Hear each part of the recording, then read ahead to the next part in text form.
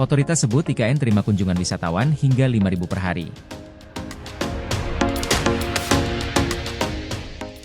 Otorita Ibu Kota Nusantara, OIKN, mencatat Ibu Kota Nusantara di Kalimantan Timur sudah menerima kunjungan wisatawan hingga 5.000 orang per hari. Saat ini, IKN sudah bisa dikunjungi, kemudian pengunjung sampai saat ini ada sekitar 3.000 sampai 5.000 pengunjung setiap harinya, ujar Direktur Investasi dan Kemudahan Berusaha OIKN Lazuardi Nasution dalam acara ESG Symposium 2024 di Jakarta, Selasa. Dirinya menyatakan saat ini wilayah IKN bisa diperuntukkan menjadi objek wisata, sehingga pihaknya bakal melayani para pengunjung yang datang ke Ibu Kota Baru Indonesia di Kalimantan Timur tersebut. Kami rasa IKN sekarang menjadi salah satu destinasi objek wisata juga, dan tentu saja kami harus melayani Bapak dan Ibu apabila nanti ingin berkunjung ke IKN, ujarnya. Lebih lanjut, guna memudahkan akses kunjungan, pihaknya tengah mengupayakan untuk menyelesaikan pembangunan jalan tol akses ke IKN, sehingga bisa memangkas waktu perjalanan dari Balikpapan yang sebelumnya ditempuh selama 2,5 jam menjadi 45-50 menit. Mudah-mudahan pada bulan Desember bisa selesai. Dengan adanya jalan tol yang baru diharapkan IKN bisa ditempuh dalam waktu dari Balikpapan ke IKN sekitar 45-50 menit, kata dia. Sementara itu, untuk akses tol Pulau Balang masih menggunakan skema buka dan tutup tergantung dari kebutuhan, serta kedatangan tamu-tamu ke IKN.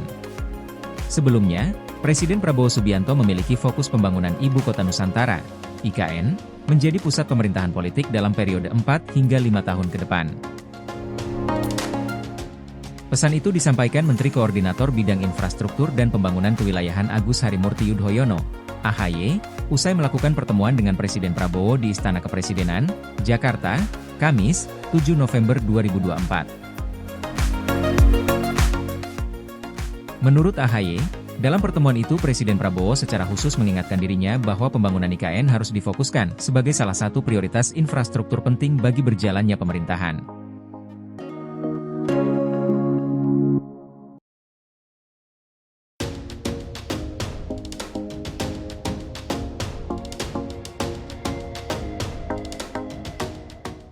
Ketua OIKN tanggapi dampak kenaikan PPN 12% terhadap pembangunan IKN.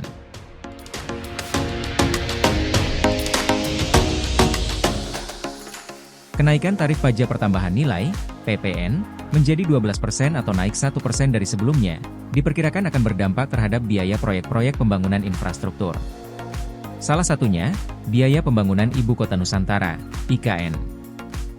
Kepala Otorita Ibu Kota Nusantara, OIKN, Basuki Hadimulyono mengaku belum tahu sejauh mana dampak kenaikan biaya material proyek seiring kenaikan tarif PPN berpengaruh terhadap pembangunan IKN.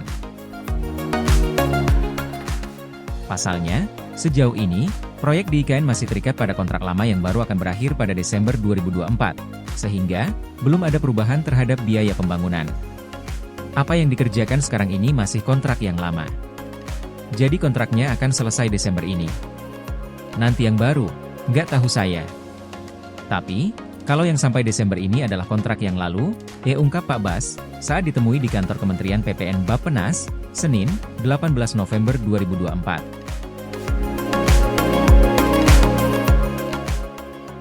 Sementara itu, dalam kesempatan yang sama, Menteri Pekerjaan Umum, PU, Dodi Hanggodo mengungkapkan potensi dampak kenaikan tarif pajak pertambahan nilai, PPN, menjadi 12% akan meningkatkan biaya pembangunan proyek infrastruktur pemerintah, seiring dengan naiknya biaya material dan operasional penunjang.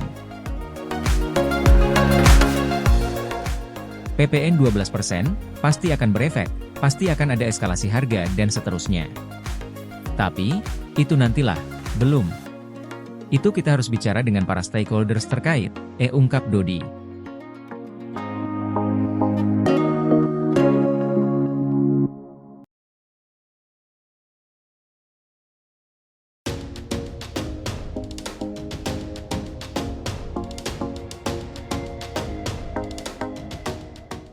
Tram otonom di IKN bakal dikembalikan ke Cina.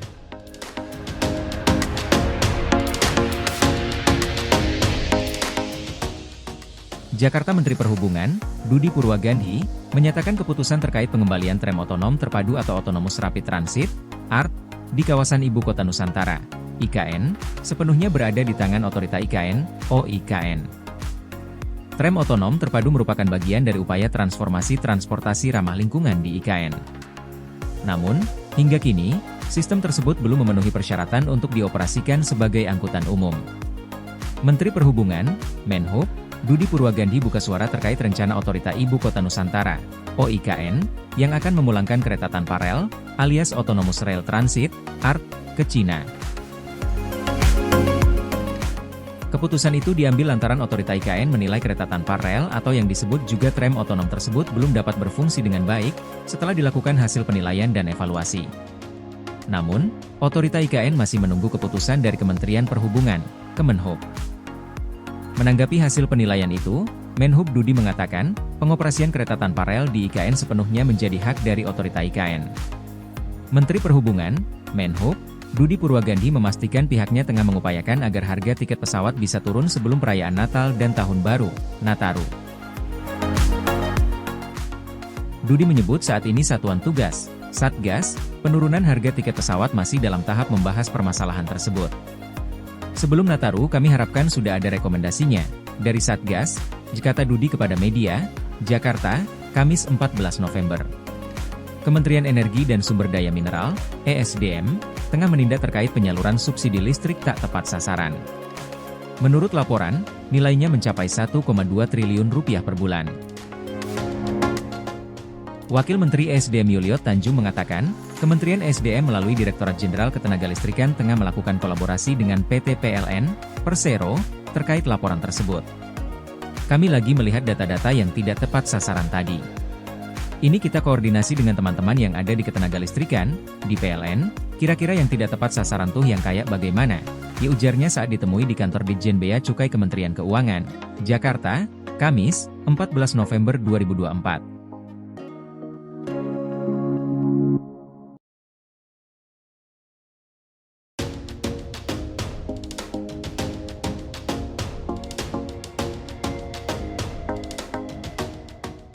Kereta tanpa rel di IKN terancam di-stop karena tak penuhi standar, Kemenhub respons begini.